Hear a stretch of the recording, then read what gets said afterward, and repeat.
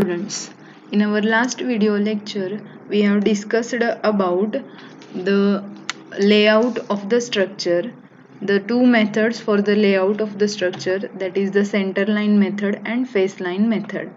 Now in the today's video lecture, we are going to discuss about the excavation for the foundation and timbering and strutting and the various types of timbering and strutting. So first we will discuss about the excavation for foundation. Excavation of foundation trenches can be done either manually with the help of conventional implements or with the help of special mechanical equipment. This excavate foundation along the line created by batter boards. Excavate reminder of soil inside the perimeter. Don't excavate inside the soil if slab is on the grade. The foundation is deep, taper edges are used to prevent the collapse. If the soil is unstable or very deep, the use of shoring method is done. So, the excavation of foundation at the time of the layout of the building, we are marking the positions of load-bearing walls or the columns. According to those marking, we have to excavate the foundation trenches. These foundation trenches may be excavated manually or with the help of mechanical equipments. So, these foundations for almost all types of structures are constructed below the surface of ground. So each and every structure, when we are going to construct it, for each and every structure we have to construct the foundations, and these foundations are almost below the surface of the ground. So that's why the foundations are strictly constructed on hard strata or the tough surface. Therefore, to obtain the hard strata or the hard surface, the soil or the rock above the base level of the foundation has been excavated. The trenches are dug by the hand tools, or it can be done with the help of mechanical diggers. A temporary timber supports are given to the trenches of any depth so as to stop the falling of side clay and the soil of the trench. So at every construction work we have to construct these foundation which are below the ground level, and for that purpose these foundations are mainly supported on the hard strata or the tough surface.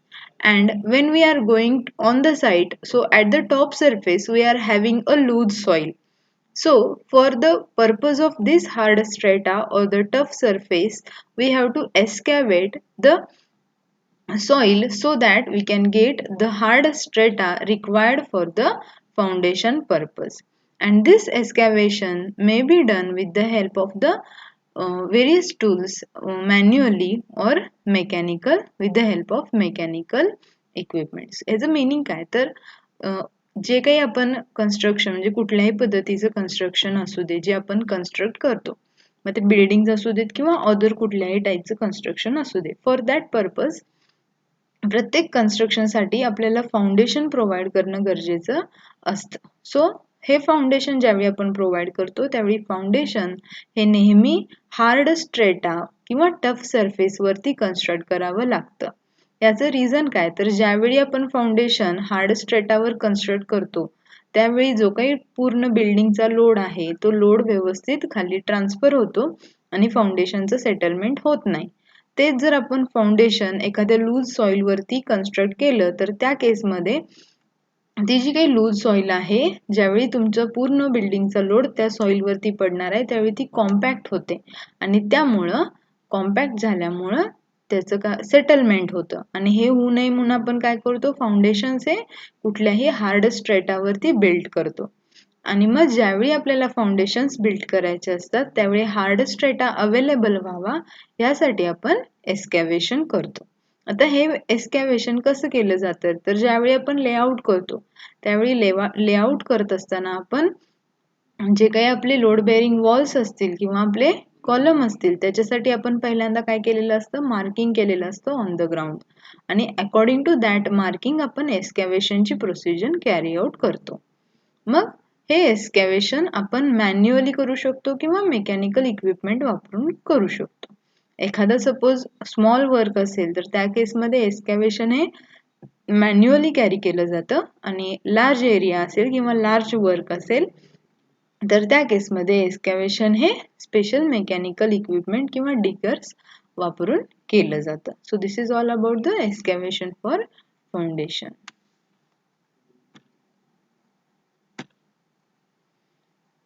Now the next part, that is the timbering and strutting.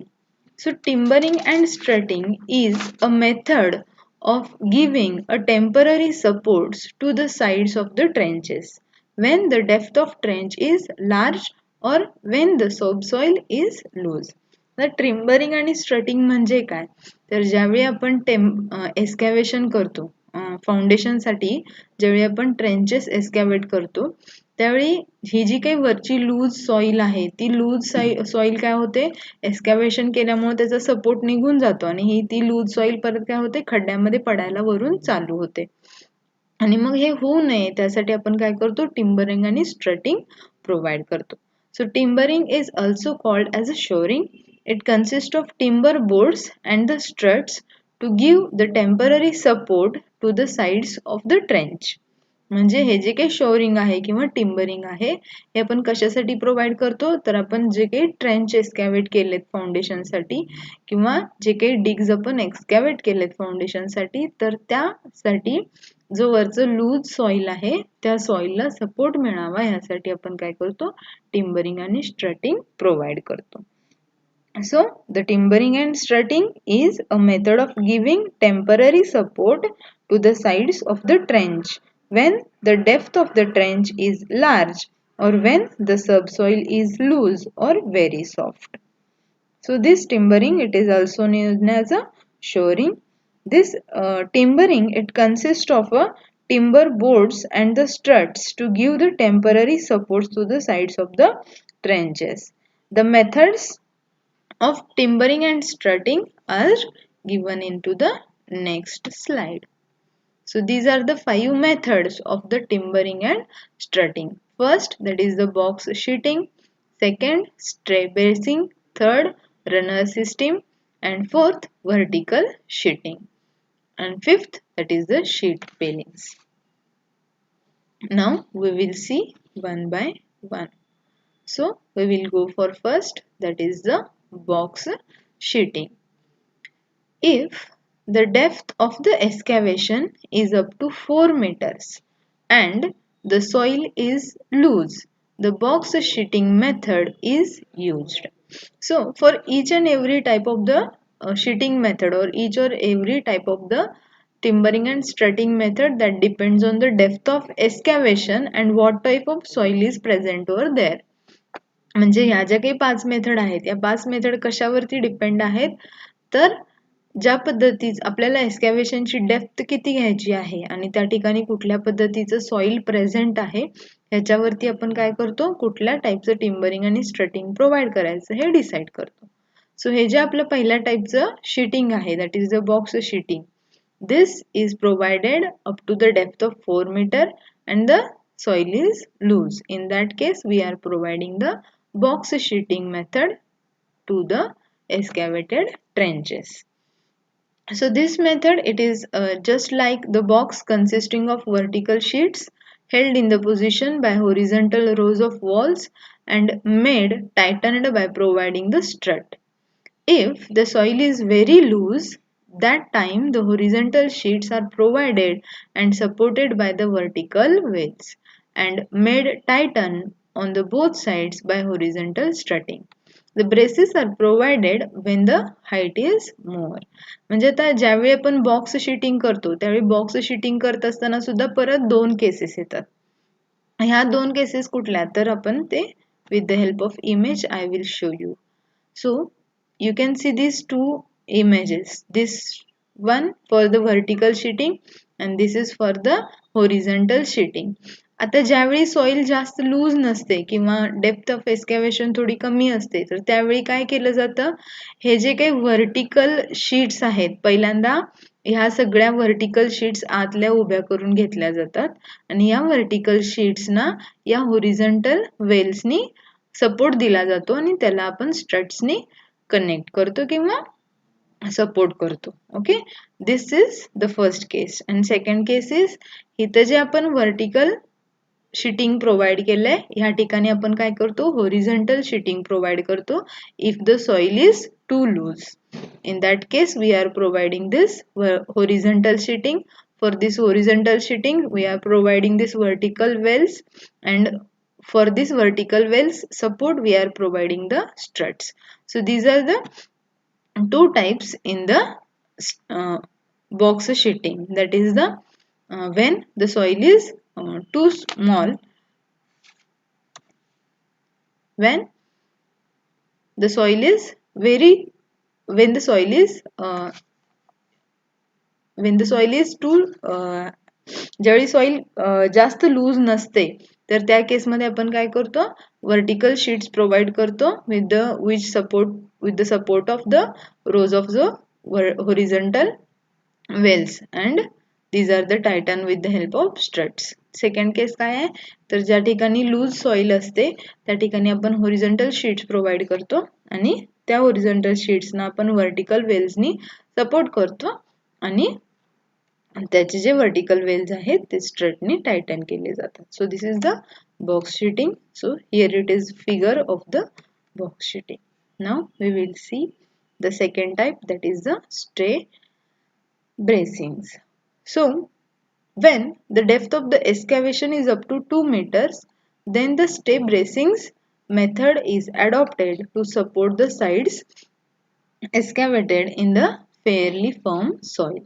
It consists of the vertical sheets or the polling boards opposite to each other against the two walls of the trench and held these vertical sheets in the position by strutting. So this is one simple method, that is the stay bracing. आता याच्यामध्ये काय केलं जातं, तर ही method आपण कधी वापरतो, ज्यावेळी आपली डेप्थ ऑफ एस्कॅव्हेशन 2 मीटरच्या आसपास असते आणि जी काय सॉइल आहे ज्या ठिकाणी आपण एस्कॅव्हेट केलंय ती फेअरली फर्म सॉइल असेल तर त्या केसमध्ये आपण स्टे ब्रेसिंगची मेथड यूज करतो. स्टे ब्रेसिंगच्या मेथडमध्ये काय केलं जातं, तर जे काही आपलं एस्कॅव्हेशन ट्रेंच आहे किंवा जे काही आपलं एस्कॅव्हेशन केलेलं पोर्शन आहे तर त्यासाठी आपण बोर्ड्स, पोलिंग बोर्ड्स किंवा व्हर्टिकल बोर्ड्स प्रोव्हाइड करतो आणि त्या पोलिंग बोर्ड्स किंवा व्हर्टिकल बोर्ड्सला आपण दोन्ही साइडला, म्हणजे ज्यावेळी आपण एखादं एस्कॅव्हेशन ट्रेंच एस्कॅव्हेट करतो, you can see in this figure, हा आपण जो काय केलाय एस्कॅव्हेशन ट्रेंच आहे, एक एस्कॅव्हेशन केलेला पार्ट आहे, त्याचे हे जे दोन आहेत हे वॉल्स आहेत, इकडचं एक वॉल आणि हा एक दुसरा वॉल, आणि या दोन वॉलला सपोर्ट करण्यासाठी आपण काय करतोय, पोलिंग शीट्स प्रोव्हाइड करतो आणि ह्या पोलिंग शीट्सला अशीच सेम एक शीट ह्या साइडला सुद्धा प्रोव्हाइड केलेली असते आणि ह्या दोघांना सपोर्ट करण्यासाठी आपण स्ट्रटचा वापर करतो. आणि ज्यावेळी डेप्थ थोडी जास्त असते त्यावेळी काय करतो आपण, दोन स्ट्रट्स, म्हणजे वरच्या साइडला एक आणि खालच्या साइडला एक, अशा दोन स्ट्रट्स आपण त्या ठिकाणी प्रोव्हाइड करतो. So this is what regarding the stay bracing. So when the depth of excavation is up to 2 meters, then stay bracing method is adopted to support the sides excavated in the fairly firm soil.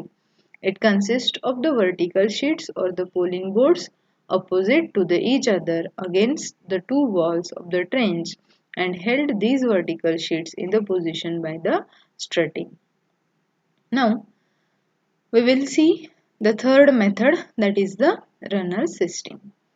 This is used in the extremely loose and the soft ground which need immediate support as the excavation process.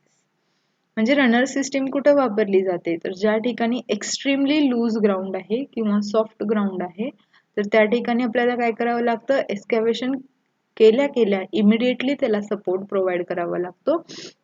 ह्या ठिकाणी आपण runner system वापरतो. This system is similar to the vertical sheeting of the box system. Except in the place of the vertical sheeting, runner made of long thick wooden sheets or the planks with iron show at the end are provided. The wheels and the struts are provided as usual. These runners are driven about 3 cm in advance of the progress of the work by hammering. So this is the third system जी की आपल्या vertical box sheeting म्हणजे जे आपण पहिला type बघितला vertical box sheeting त्याच्या similar आहे फक्त ह्याच्यामध्ये आपण काय करतो तर आपण जसं वर्टिकल बॉक्स शीटिंग मध्ये वर्टिकल शीट्स प्रोव्हाइड करायचो या ठिकाणी काय केलं जातं तर एक रनर बसवला जातो रनर म्हणजे काय असतो तर वुडन शीट असतात किंवा प्लॅंक्स असतात ज्याला खालच्या बाजूला एक आयर्न शो प्रोव्हाइड केलेला असतो जेणेकरून ते आपल्याला व्यवस्थित ढकलता यावं किंवा व्यवस्थित ज्या त्या पोझिशनला बसवता यावं त्यासाठी आपण त्याला आयर्न शो प्रोव्हाइड करतो आणि सिमिलरली जसं आपण बॉक्स शीटिंग मध्ये वेल्स आणि स्ट्रट्स प्रोव्हाइड करायचो सपोर्ट साठी तसंच आपण इथं सुद्धा प्रोव्हाइड करतो so this is the third type that is the runner system. Then vertical sheetings. Vertical sheetings, it is similar to the box system, only the difference is that in the case of excavation is processed in the stages by providing an offset at the end of each stage. This method is best suited for the deep trenches in the soft ground. म्हणजे ज्या ठिकाणी आपल्याला deep trenches किंवा deep foundations provide करायचे असतात त्या ठिकाणी आपण काय करतो तर आपले जे वर्टिकल शीटिंग्स आहेत ते आपण तिथं प्रोव्हाइड करतो हे जे वर्टिकल शीटिंग्स आहेत these are similar to the box system vertical sheeting सुद्धा आपण बॉक्स सिस्टीम सारखेच सिमिलर पद्धतीने प्रोव्हाइड करतो ओके फक्त याच्यामध्ये काय केलं जातं तर ज्या पद्धतीने आपले स्टेजेस असतात म्हणजे जर डेप्थ ऑफ एस्कॅव्हेशन जास्त असेल तर आपण काय करतो ट्रेंचेस एस्कॅव्हेट करत असताना स्टेजेस क्रिएट करतो किंवा स्टेप्स क्रिएट करतो आणि according to that steps we are providing the vertical sheeting. So this is the fourth type of the sheeting. And last one that is the sheet pillings. This method is adopted as follows. First, when the soil to be excavated is soft or the loose. ज्यावेळी soil ही soft असते किंवा loose असते त्या केसमध्ये आपण excavation करत असताना sheet pilling ची मेथड यूज करतो. Second, the depth of excavation is large. When the width of the trench is large, when there is subsoil water, sheet piles are used to resist the lateral earth pressure. These are driven in the ground by mechanical means and they can also be used for excavating for very large depth. म्हणजे sheet पिलिंग्स आपण कुठे वापरतो ज्या ठिकाणी आपल्याला एक्सकॅव्हेशनची depth जास्त आहे किंवा एकदमच सॉफ्ट आणि लूज सॉइल आहे किंवा ज्यावेळी आपण एक्सकॅव्हेशन करणार आहे त्यावेळी सबसॉइल वॉटर प्रेझेंट असेल तर या 3 केसमध्ये आपण शीट पिलिंगची मेथड यूज करतो तर हे काय असतं तर ज्यावेळी आपल्याला एक्सकॅव्हेशन करायचं असतं त्यावेळी शीट पिलिंग ही मेथड ओनली मेकॅनिकल मीन्सनी वर्क होते आणि त्याच्यामध्ये आपण जस्ट लाईक आपण पाईल्स जशा ड्रिव्हन करतो त्याच पद्धतीने आपण एक्सकॅव्हेशन सुद्धा कॅरी करतो okay so this is the fifth method of the excavating trenches. So we will just summarize the today's lecture that in the today's video lecture we have discussed about the excavation for foundation, then the timbering and strutting, then the various types of timbering and strutting that is the box sheeting, stay bracing and runner system, vertical sheeting and sheet pillings and the various things or the stages or the places where we can use these types of the sheeting कुठल्या ठिकाणी आपण कुठल्या पद्धतीचे sheeting provide करतो त्यानुसार त्याचे जे काही बायफर्गेशन आहे ते आपण आज बघितलेलं आहे सो बॉक्स शीटिंग आपण कुठे प्रोव्हाइड करतो ज्या ठिकाणी एक्सकॅव्हेशनची डेप्थ 4 मीटर पर्यंत असेल आणि लूज सॉइल प्रेझेंट असेल त्या ठिकाणी आपण बॉक्स शीटिंग वापरतो स्टे ब्रेसिंग आपण कुठे वापरतो ज्या ठिकाणी डेप्थ ऑफ एक्सकॅव्हेशन 2 मीटर असेल आणि सॉइल फर्मली फिक्स्ड असेल किंवा फेअरली फॉर्म सॉइल असेल त्या ठिकाणी आपण स्टे ब्रेसिंग वापरतो. तिसरं रनर सिस्टीम, ज्या ठिकाणी एकदमच लूज किंवा सॉफ्ट ग्राउंड अवेलेबल असेल त्या ठिकाणी आपण रनर सिस्टीम वापरतो. Vertical sheeting, it's similar like box sheeting, आणि ही कुठं सुटेबल आहे, ज्यावेळी आपण एखाद्या सॉफ्ट ग्राउंड मध्ये डीप ट्रेंचेस एक्सकॅव्हेट करतो त्यावेळी. आणि last is the sheet piling, ही कधी वापरली जाते, ज्यावेळी एकदम सॉफ्ट किंवा लूज सॉइल अवेलेबल असेल, ज्या ठिकाणी सबसॉइल वॉटर प्रेझेंट असेल आणि ज्या ठिकाणी आपल्याला एक्सकॅव्हेशन साठी व्हेरी लार्ज डेप्थ अचीव करावी लागते त्या ठिकाणी आपण शीट पिलिंग वापरतो. So today we will stop over here. Thank you.